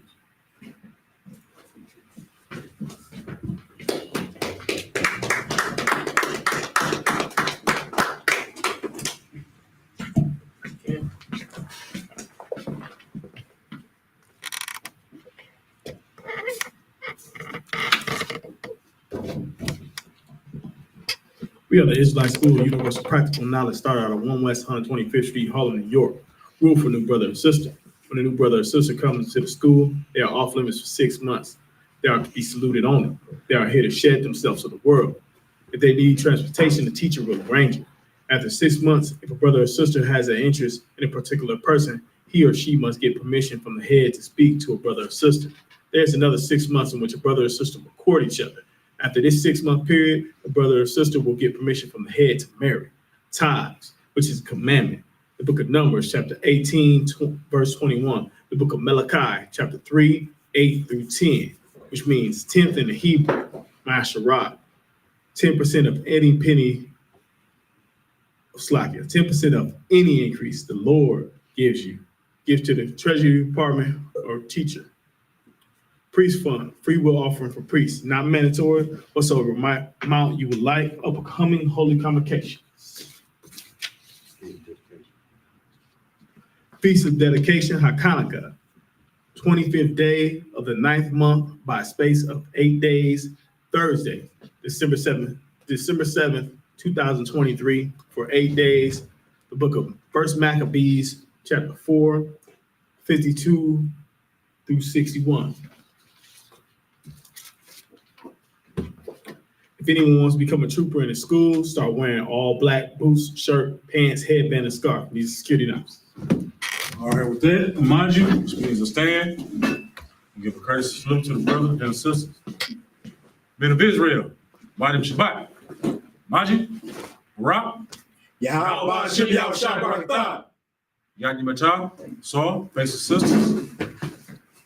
Men of Israel, Madim Shabbat, Maji, Rock, Yahweh Shema Allah Shem Yahweh Shah. Yaki Machal, dismissed.